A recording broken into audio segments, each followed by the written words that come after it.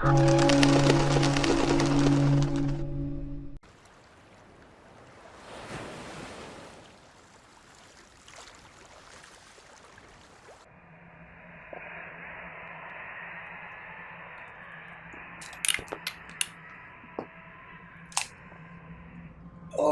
Jesus Christ. Oh, G-Cups is not as forgiving as her hips would lead you to believe. And at least my ship's not on fire this time.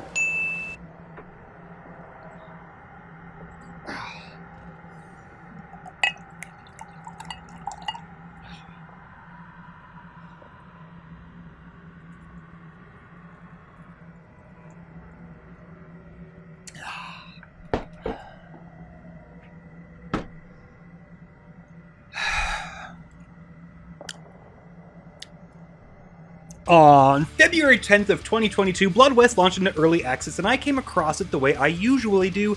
That is, of course, via the Steam Discovery Queue. Marketing itself as a classic horror stealth immersive sim, much in the ways of Thief and offering some sexy western stylings, I jumped on that shit and immediately fell in love. Made a video on it. Made a video on Chapter 2.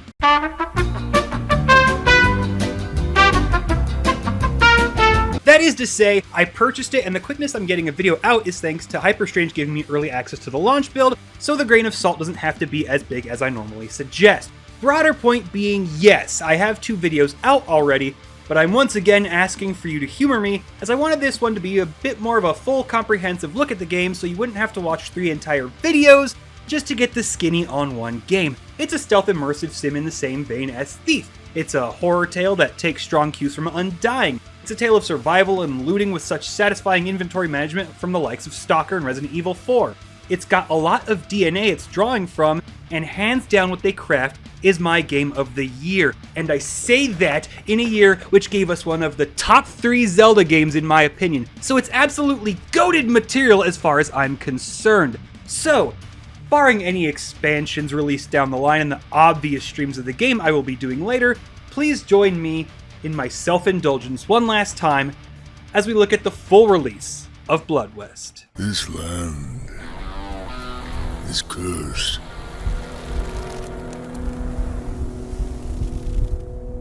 Where my people roamed freely, now roams only death.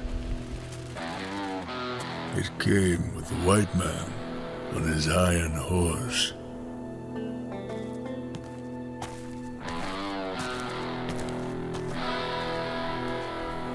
White man brought with him corruption, greed, vanity, ignorance.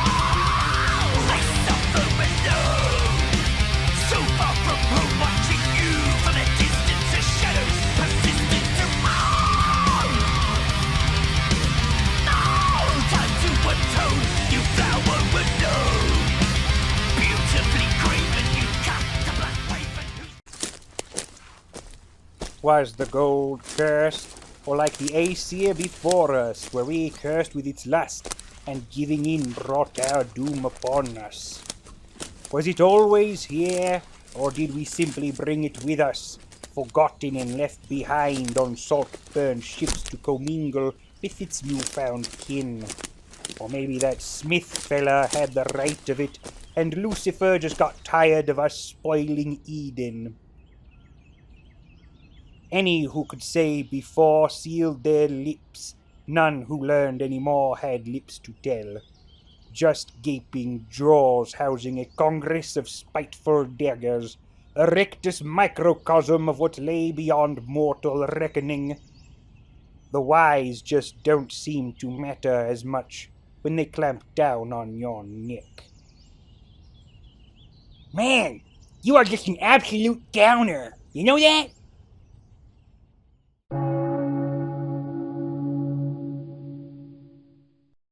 You are the gunslinger, voiced by the man, the myth, the legend, Stephen motherfucking Russell. Or at least you were, because you died. Probably horribly, all things considered, but thanks to the wandering native and a little spice that I like to call that which is beyond mortal reckoning, you've awoken out in the canyons with a new lease on unlife. Quickly, you're introduced to everyone's favorite Kids' Choice Award winner, the Totem of Souls, voiced by Giorgio Arma blah blah blah no.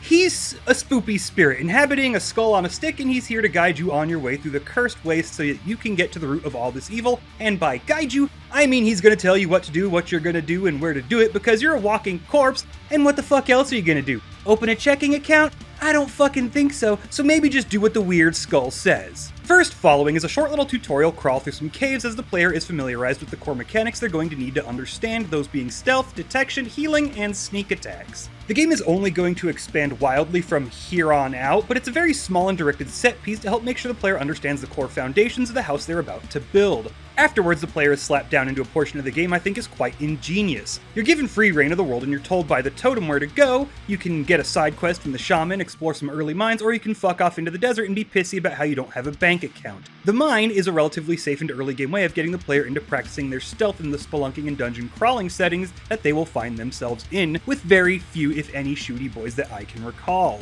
Getting your ass all the way to the bottom reveals that there is still further down to go if you're willing to follow the rabbit hole, but also gives the player a chance to understand verticality and how the world is intertwined. I've played Chapter 1 about 5 times now, so this time I decided to drop dynamite on the enemies below to clear them out early.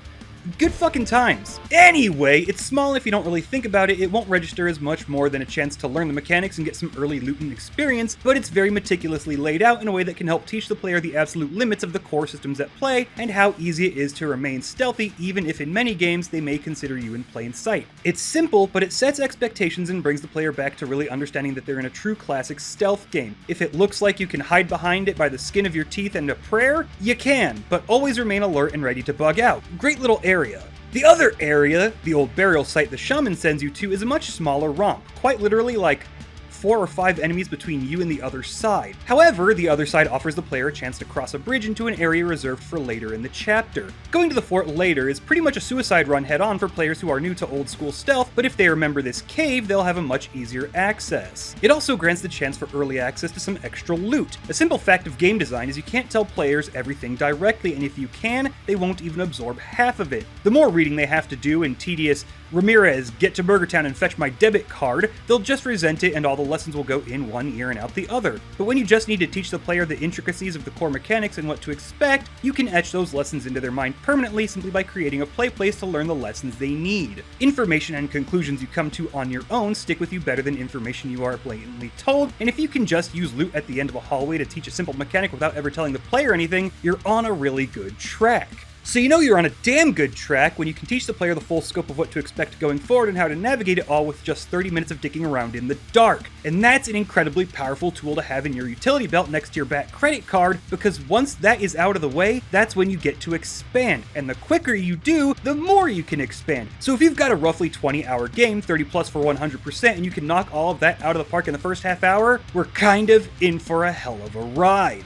The game is broken up into 3 chapters, and each chapter is a world map with no breaks in what will constitute a level. The simplest and therefore least accurate way to describe the game would be to imagine The Witcher 1, but literally everything wants you dead. A much more accurate way to describe it would be a bit more complicated. Take Thief 3's city maps, expand Dong about 4 times, and add all the levels in with no load screens. The player has their safe zones, but everything else is the PvP zone, and even the happy little settlements get to count as levels where your chaps are filled with lead and claws and teeth, but not in a kinky way. Leaving the second safe zone toward the church in Chapter 1 can have the player simply making a beeline and avoiding town. If you do that though, you're going into the church and its accompanying caves a little strapped for bullets and no cash to speak of. If you choose to go through town, you'll find plenty of loot, maybe a better gun, and enough crap to sell so you can restock potions and bandages. You'll also find the prodigal daughter.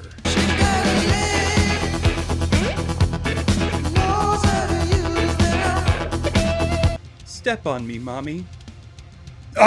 The broader point being, if you haven't completed the game at least once, ignoring the world around you for safety is a catastrophically bad idea. Clearing areas will reward the player greatly, but poor play can result in massive losses of resources and accruing some curses.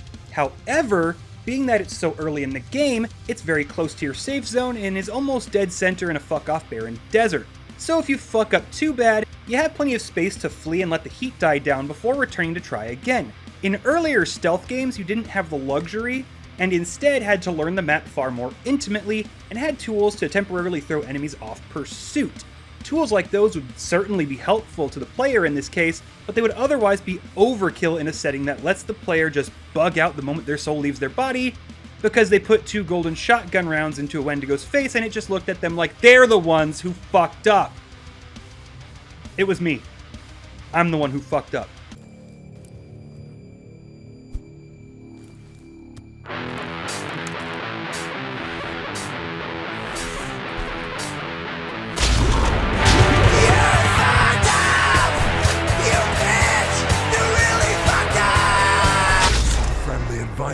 Don't get back up.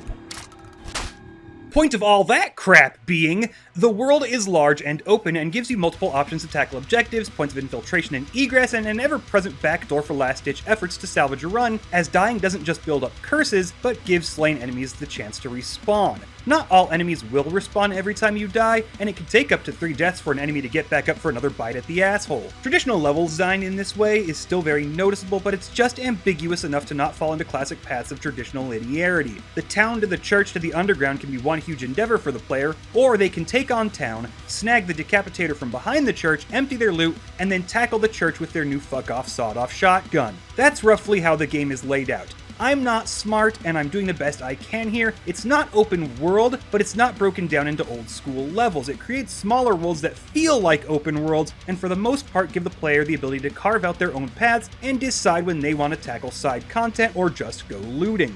But it's also thematic. The first chapter sees the player discovering a subterranean evil tree, and the mission structure and flow through the chapter mimics a tree. Starting the game takes the player through the extremities of the roots, making their way up the trunk to cross the bridge, and from there the main quest and side quests take the player in all directions, scouring just about the entire map in an almost literally branching fashion. Chapter 2, The Swamp, focuses on the curse being just held back enough by a tree, man, spirit, thing? Your main safe zone is in the center of the map, under that tree, and everywhere you go the curse is at its strongest. This time around there are no slower zones, and the quest structure has the player going in all different directions, as if this time instead of tracing a tree, you're following its roots and clearing out the corruption within. Chapter 3 is a bit of a different beast. You're up in the mountains and you and another undead are hiding from the Totem of Souls. You find that despite all your friends' skills in wizardry, you need a totem to sustain you. So you decide the top of the mountain is the best place to build it. I haven't quite figured out what its layout and flow feels like to me, but it's very different. More of the third chapter is open and optional than the last 2, and the methods of getting around are more direct, and the playground is at its most lethal. I wish I could piece it together better because there is something to how it's laid out, and I just can't put my finger on it. Each chapter's layout and flow is much more than just intentional. It's almost like those flows fit the themes, and I just can't figure out that last bit to tie it together on the last one. Anyway, speaking of theming, I think now we can start talking about that good atmosphere. So how much for this one? I could let that go for about 28,000. What? That's like 3 entire houses in Old West money. That may be, but look at it this way. In the year this video releases, adjusting for inflation, that's enough to purchase 2.5 Subway sandwiches. Is that 2 foot longs and a 6 inch? No. Just Just give me the gun.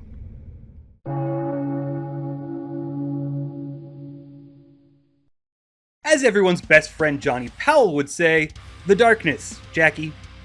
The darkness. One of the things I heavily praised in my video on Chapter 1 is the way night out in the middle of fuck all nowhere is recreated. And it still holds. If you've ever been out in the desert or, say, the Dakota Badlands or somewhere rural on a full moon, it's there. The inky silhouette's just barely visible against the blue so dark you can only tell the difference by the hills on the horizon, the way everything pops in like they suddenly stepped into a spotlight, helping lampshade the fact that they probably did just pop in from draw distance, and the way you can look at the larger area and watch all the glowing blue specks dance in the distance. It would almost be pretty if it wasn't just pure doom looking for a brain to feed on. I mentioned draw distance, and yes, a lot of it does some amazing heavy lifting, but there are areas where the pop-in will happen so suddenly and closer than it should have that it will take the player out of the illusion, but they are few and far between and will probably get patched. Chapter 2 takes the player into the swamp, and things get more hazy. The hard line between the hills and sky is gone, and visibility is somewhat more encompassing. Swamps produce vapors, gases, and humidity. Much like snow in the winter, these do a lot of light reflecting when the moon is just beating down on the world, and Chapter 2 creates this blue-green haze that throws down that last bit of oomph to make the setting. Foliage, tall trees, ruined boats, and the shallow waters do quite a bit, yes, but with that extra, almost ethereal glow that the world brings it up to 11. The desert feels like what evil took root was an invader. The swamps make you feel like the place was haunted before the curses came along. Chapter 3 gets fucking biblical. It kind of feels like draw distance is turned up from Chapter 1, but it probably is just how populated with fauna and various twists and turns it has. The oak, sycamore, and I don't fucking know. Trees and shit for a mining and milling settlement come in pretty dense. You're wandering forests as you scale this mountain, and this was the most densely populated area pre-curse you explore, so there is a hell of a lot more going on.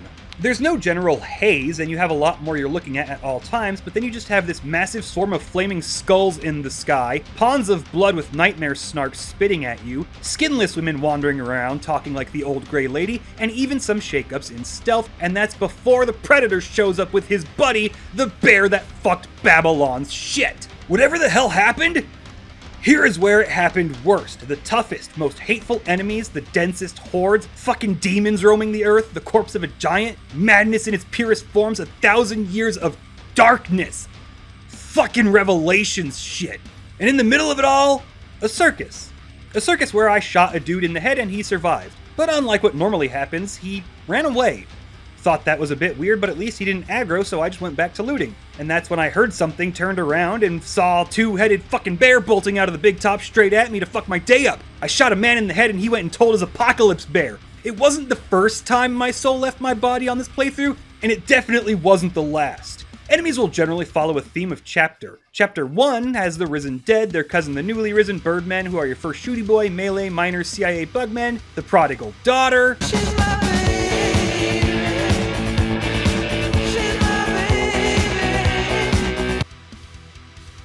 Sit on my face and tell me I'm worthless. Some small spirits, and of course, the Wendigo. Wendigo are your first super enemy. They're about as beefy as some of the heavy boys you will face later, but they take multiple behaviors my Dream Woman introduces and expand them to become a much bigger threat. Chapter 2 changes Risen Dead to throw leeches at the player as well as inflicting bleed with their attacks. Birdmen take a holiday and miners disappear. Now we have far more shooty boys, and their different weapon types will determine how they engage the player. The game also introduces dogs and mutated river leeches that want to rush down the player, but dogs will be distracted by other corpses if you're still in stealth. Spectral gunslingers make their debut, and just fucking run when you see them. Don't do it, Johnny. It's not fucking worth it. The first heavy is introduced with Big Chungus, who can't be headshot, but he also can't get through doorways. Cultists are heavier than most enemies, but they're just as happy to throw leeches at you and will only resort to melee if you specifically force them. Then the Wendigo returns from his trip to Golden Corral. He fat, and he don't give a fuck, and he got no goddamn spirits to be giving fucks about either. Hyper aggressive, and if you pop their heads, they explode with acid, meaning close range is even more of a risk than it was before. And then you enter the biblically accurate Chapter 3. The first enemy of Chapter 3 you're introduced to is very tutorial-like. He's alone in his own little alcove, ready for the player to come and learn at his feet. You quickly learn that they're blind, but their hearing is heightened to compensate. And then you kill him, and his head explodes and a leech bat flies out and makes a beeline for your fucking face. Blind, so just slowly walk past, and if you have to kill one, quickly put a tree or a wall between you and it afterward. Cool, easy peasy. Now walk through 20 of them on your way to kill a Birdman. Their use is actually pretty fucking sick. There are a couple places where you're having to navigate a crowd of them and it just feels badass, like a wolf among sheep. Birdmen get an upgrade, and hunters are tankier with heavier rifles, and they wear masks like the Prodigal Daughters, meaning if you're going to headshot, you better make sure it's gonna kill. The Risen Dead are now infected with some kind of plague that deals damage in proximity, so ranged is smarter. There are these Predator-type enemies who can turn invisible, which makes wandering the woods even more dangerous, and of course, the bears. The bear has two heads, a bear head and a people head. Destroy the bear head and it starts casting spells at you. Kill the people head and aggression becomes its defining trait. They are fucking tanks like none other. There are also spectral native women who hurl tomahawks at you, and after putting about 1,000 damage worth of ammo into their heads, I came to the conclusions that they must require either gold or silver ammo, and the one time I encountered them I found I could just run past and get what I needed. Spooky native ladies with their tits out. 10 out of 10. Would cower in fear again. Then come the boo hags. Skinless women who talk less like my double-barrel Dommy Mommy and more like the old grey lady from Thief Deadly Shadows. When I started Chapter 3, the undead dude was selling gold oil, which specifically mentions some enemies will be weak to gold. I knew that meant I was going to need it, and then Skinless Walker shows up and I wailed on her dome and she just cowers in fear. Then my attacks stopped damaging her. Then she got up and murdered me. Then I came back with a dagger coated in gold oil and exploded her fucking head. Theorem, practicum, mortem, I come. Then come the demons. Fuck those dudes. Giant ticks that throw exploding skulls at you. Hyper aggressive, super damage, omega tough. Finally, the blood snarks. They're the snarks from Alice. What blood? I hope I'm not missing anything, but it's an overlong way of showing how the theming of enemies works its way around. Most enemies are just haunted corpses, insane women, and mutated bandits, but each chapter has its own thematic monsters for their settings. Give me one more.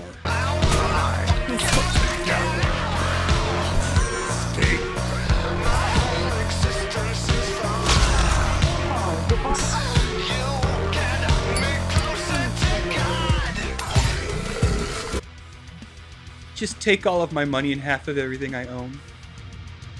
Finally, because theming, soundtrack. For this playthrough, this marked my 5th goddamn time going through Chapter 1, and I was really worried its little stings would get boring for me real fast, and they didn't. There's something about it that just stays awesome. It's not so much overworld music, and it's certainly not whimsical. It's the whining drawl of American folk with a tuning and distortion that promises danger, strife, and pain, but leaves it open to whether you're going to experience it, or you are the promised terror. Even the game's title screen theme is just thicker than Brunswick stew. It's not just metal, it's a country western metal which is different from country. Country music is pop rock with a shitty accent. Country western is American folk music.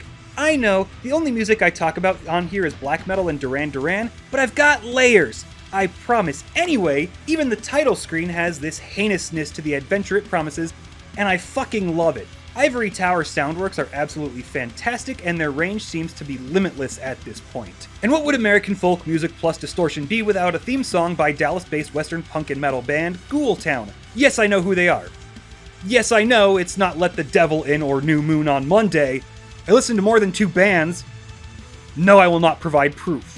Anyway, start to finish the soundtrack is beefy. It's not omnipresent and it's not relegated to battle tracks. Too much music would actually hurt the game because it's old school stealth, which means you need to be listening to monsters a lot. Which is an okay, not great or ideal, but okay segue to our next segment. Hold it!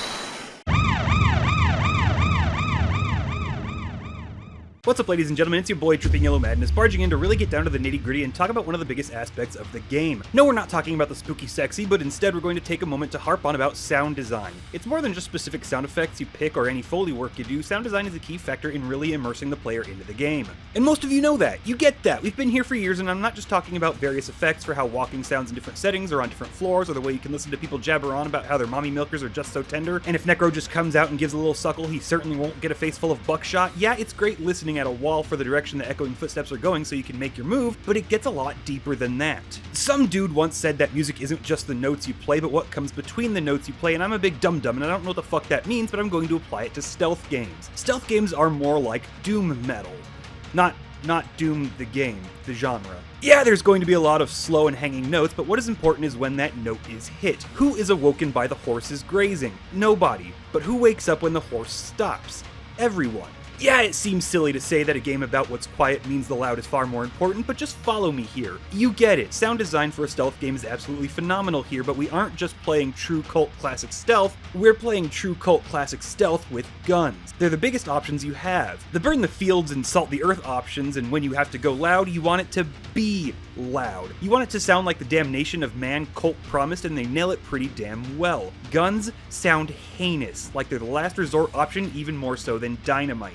And this is where I want to take a moment to praise something I otherwise wouldn't examine in this game, because it's something I look more at in boomer shooters. That's right, the double barrel. Jesus titty fucking Christ, this thing is a beast. Some of the highest damaging weapons and with sound effects that really drive home the devastation you hold in your hands.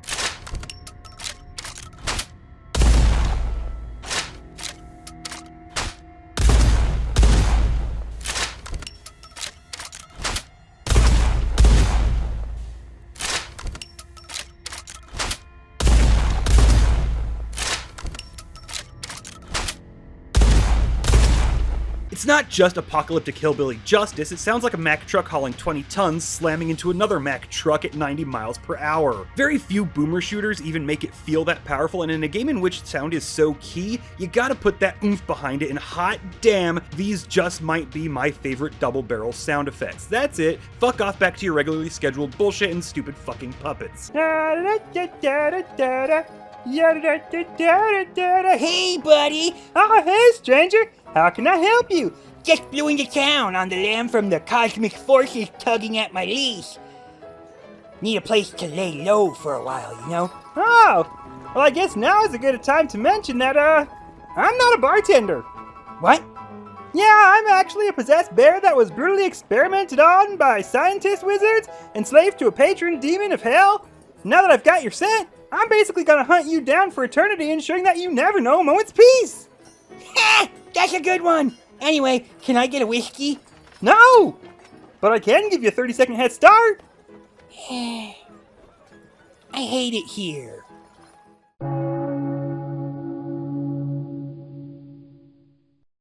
Blood West is not a boomer shooter, it's not an RPG, it is an action game. You do a hell of a lot of shooting and wildly hacking the one woman who ever understood me apart, and just a little bit of founding your own credit union, but the core element of the game is stealth.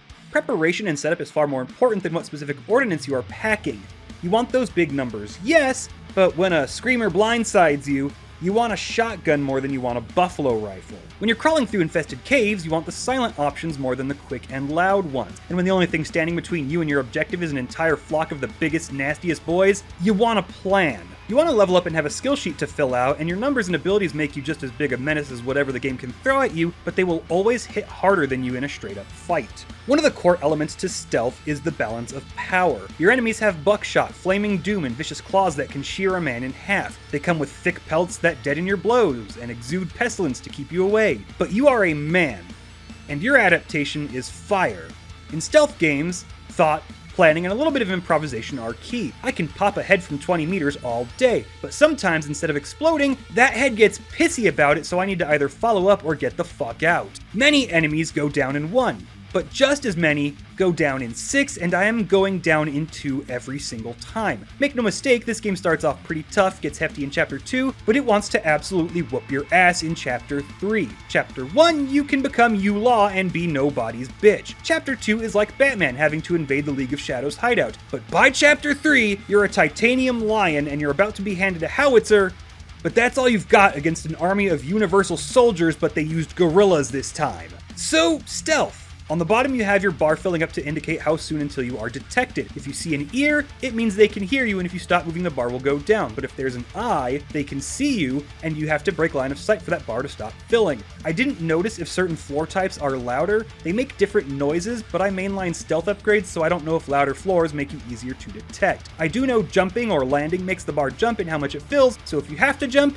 either be running the fuck away or performing the ever-beloved leap attack.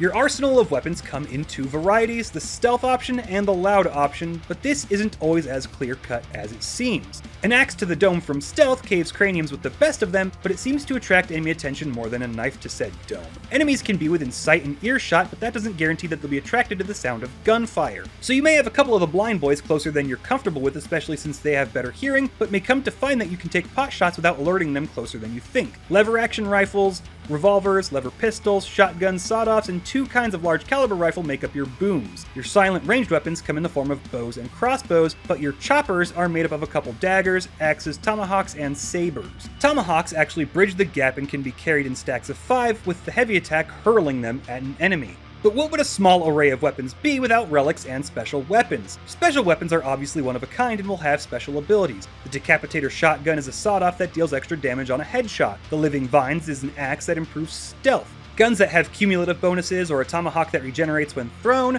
but with lessened damage. Just because the number didn't go up doesn't mean it's not better. More than just core functions, the bonuses can completely change your playstyle. I played most of the game with double barrels and a chopper with a pistol in reserve. In Chapter 3, I found myself more focusing on long range. This created problems that I didn't suffer before in closer range, but my specific build was geared towards doing massive sneak attack damage, and I carried ordnance when sneaking wasn't enough. But more and more, my specific loadout changed based on what I had learned about a specific area I was tackling. Some enemies lend themselves to buckshot more than large caliber rounds, and that brain and prep work I was talking about starts coming in real handy. Essentially, if you're going through shacks, saloons, riverboats, or just generally enclosed areas, a good chopper and buckshot will serve you best, but if you're out in the wilds, a long-range gun with a small chopper and a sawed-off in reserve tend to help more. And then they did something in the full release that I didn't even think about, and that was added backpacks. Because just as this is a looty boy type game, you can't carry everything, so some of that good old inventory management comes into play. And if I'm being real as hell, it becomes its own side game, and it's just fucking comfy. I don't know what the fuck it is about moving and rotating items to get the most gold out of a trip, but it pleases my little goblin brain. Anyway, backpacks. Some merchants will sell a few, or one or two can be found out in the wild. The max one will take up is about a 9x9 square max, but holds way the fuck more than that, so for sacrificing like 1/8 of your carrying capacity overall, you can nearly quadruple what you can stash. When I'm out on a run through town, I'll normally have to go back halfway through because I want to maximize my profits. Thankfully, with Escalation, they were nice enough to give us the ability to carry more if we're smart, and since the backpacks aren't just massive boxes, you get to play a sub-game of Tetris inside your little game of Tetris in your immersive stealth action sim. I mean, when there's layers, but when you're not even noticing the layers yet getting the full satisfaction of them, that's some good goddamn dopamine. Tools of the trade don't just involve weapons with abilities and healing items. You can find various artifacts that will boost stats and some that boost stats more but with a drawback. Sometimes that drawback simply requires you to drink a specific potion to remove it or die. Some drawbacks make stealth way harder, or ethereal enemies deal twice as much damage. You can equip 3 artifacts as they run the gamut of being unique and hidden in the world to things monsters drop. Some even do what a specific skill does, and you can use it until you have enough points in the skill and replace it, or use it to boost that skill further. Aiming down sights has weapon sway. Some artifacts reduce that, combine them, and they zero it out, and so on. There's a fuckload of them to find, and some specifically work with each other, so you can either tailor your weapon loadout to your artifacts, or run an artifact build based on your playstyle, or say fuck that, and use them to make up for skills you want, but won't ever have the ability to invest in. Or maybe you just want massive health and stamina. Who knows? Options are the name of the game, and it's not just where you want to go that you have a massive variety of. Next up are potions and booze. Health potions restore X amount of health over a period of time. Purple potions remove all curses that build up as you die. Some boost accuracy for a limited time. Booze and cigars have similar effects, only much more potent, but come with the drawback of being drunk, which hits harder depending on the strength of the alcohol. Some even have absolutely deleterious effects when they wear off, especially the cigar, which puts you into a nicotine withdrawal state and just nukes the stats it once benefited. Need to take a really important shot and kill a super Wendigo in one? Smoke this cigar and you'll never miss, but for the next 6 minutes, you're fucked if you're using anything other than your biggest axe. Personally, I tend to avoid the use of booze and potions. I've got skills that keep my bills somewhat up to date, and booze and potions I drink is money I don't get. I used a couple here and there, and they can be game changers in dire situations, but I find the rate at which you get them, you're not really going to be stashing them. Potions, being more rare and expensive, provide huge benefits and only benefits. Booze, which is absolutely plentiful, provides drawbacks and is generally more useful when you need to bug out. I use them mostly for money, but make no mistake, their situational benefits are huge, and with that ever-present preparation, can make a slow shootout or lengthy stealth section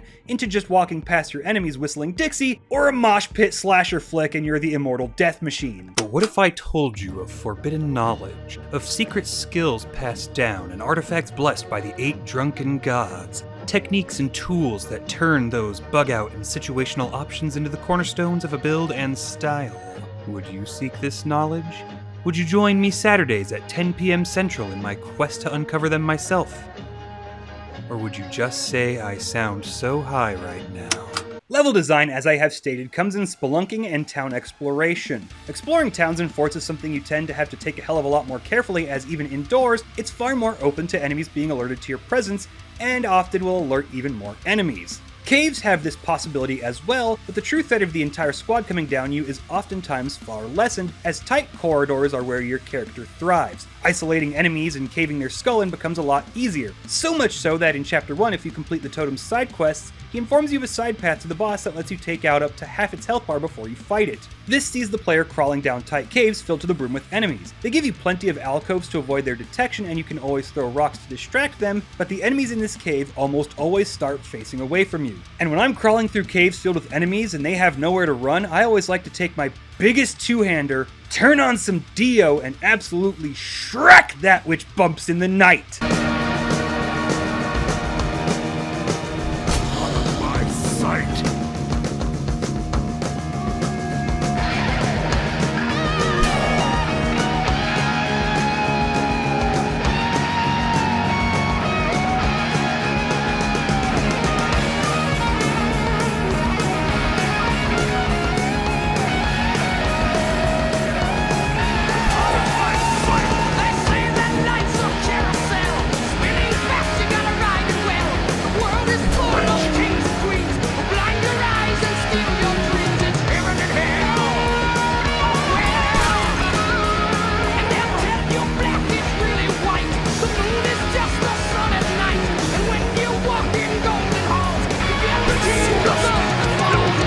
But as always, you have options. You need to be observant, watch their paths, listen for their chatter and footsteps, and above all else, be very aware of what other monsters are doing. Nothing fucks you over more than caving in a miner's skull just for him to fall over, revealing the 2 cultists you didn't see behind him, and nothing, and I mean fucking nothing, feels as good in a game as sitting by a wall, listening for the directions a patrol is taking an enemy. The game even takes time for some set pieces. A big old room, and at one end is the thing you need, but it's filled with goons and you need to figure out what the hell you're going to do and how you're going to avoid calling down an avalanche of teeth. A cultist cave filled with cultists, but I found a rifle that makes cultists worship me, so all I had to avoid is the fatties and the feds. There's a few, and they really challenge the player in monumental ways. And fuck me, it's good. You die fast, and this game has zero qualms about kicking your teeth out, putting them back in, and kicking them out once again. But since everything is so carefully crafted to flow smoothly with plenty of bug out options for the player, it makes failures hurt less and really drives that just one more shot brain cycle. It's damn near addicting. Combine that with massive maps, hours upon hours of side content, and special items and weapons to find that can either give you thousands of dollars or the missing piece to make your loadout, the replay value shoots through the roof. Learning how easy it can be to stealth a certain death situation to get a good weapon early changes the rest of the chapter for the next time through. Even thinking about changing how you use booze and potions can make a world of difference to your playstyle. There is absolutely no feeling in a game quite like reading an item, realizing it changes everything you had planned, and becoming a Terminator for the specific area you are tackling. A relatively sneaky Terminator, you're not completely invincible, and the one potion that does make you invincible also makes you nearly insta-die from ethereal attacks. I will say that the bosses are not the highlight of the game, but they are still very fun climaxes. I already mentioned the Dio Cave, and that leads to a subterranean tree. It's a very danger zone based fight, and it can summon floating heads to harass you and even Wendigo, but the run up to it makes sure the player is heavily geared up, and by that point you've equipped yourself with some beefier weapons, and you've improved some stats so the threat they pose only exists if you ignore them. The second boss is a giant shambling boy. You're supposed to light fires to make it more vulnerable, but a good pistol or lever action allows you to shoot its head and avoid its armor. However, it summons tentacles that shoot acid at you. It's not too complicated of a fight head on, but you have a lot to manage, and it's a test of the skills you've developed dealing with many threats at once. The final boss kinda looks like a skinless Jack of Blades dragon. He's cute. Honestly, he's probably the easiest fight and he's definitely a story set piece more than anything. At least that was my experience. Because I'm a loot goblin, which means I get cheddar. So I went in with a rifle that dealt absolutely disgraceful amounts of damage, and I was basically firing BFG rounds at it. It's a lot more active and is the most fight-like of the boss fights, as the only thing you're asked to do is focus on it and maybe a demon once, but it's still quite a spectacle and is very fun. Extra points go to it telling me it was going to kill me, resurrect me, and then kill me again. I give bonus points to this because the first time I killed the boss I was running in circles afterward, and a glitch held my input from when I was running around and skipped the cutscene. So I reloaded my save and fought it again. So, extra points for telling me it was going to do exactly what I was doing to it. Fuck you, Totem of Souls. This is America. I have guns. Dragons get fucked. They're more set-piecey and thematic, but they're incredibly fun and don't pose some insane challenge that breaks what the game equips the player for. Finally, let's talk about dying. When you die, every enemy you killed has a chance to respawn. They don't all make the spread, but they have a chance. You also take on a mini-curse. When you die 3 times, that mini-curse becomes full-blown. These can reduce stealth effectiveness, lower damage, make bleed more dangerous, increase stamina depletion, etc. To remove them, you can consume a purple potion or get a mini-quest from the Totem of Souls. These can require you to collect 5 of something a certain enemy drops, or in one case, ask me to get drunk and murder. Early in the game, they're huge drawbacks. By Chapter 2, yes, they're annoying, but as long as you only have one, they're not so bad. But only if you have one. But in Chapter 3, there is no Totem of Souls. You can only get rid of them with the purple potions. You can equip gold coins in an artifact slot to prevent curse buildup upon death, but they get used up when you do. And by the time you are walking through a manifestation of hell on Earth with no totem, each level of curse becomes a looming threat that only gets worse. I was worried that just through becoming more powerful and using artifacts, curses would lose their effect, but losing the Totem of Souls really threw a monkey wrench into things. Well played! It's a lot to take in from enemy types and the way they change, combining the expansions to your inventory, allowing the player the ability to carry 2 entire loadouts. Escalation and difficulty almost get out of hand. Almost. The key factor in all of this will always be prep work and observation. No matter how thick it all gets, the player always has more options than their quarry. They just have to know how to use them. Hey, so, I couldn't think of a way to end this. I think it was pretty obvious that I was meandering and served no real purpose, and I just couldn't think of anything to send it all off. I hate sand. It's coarse and rough and it gets everywhere. Did that do it for you? I'm sorry if it didn't. Please don't be mad.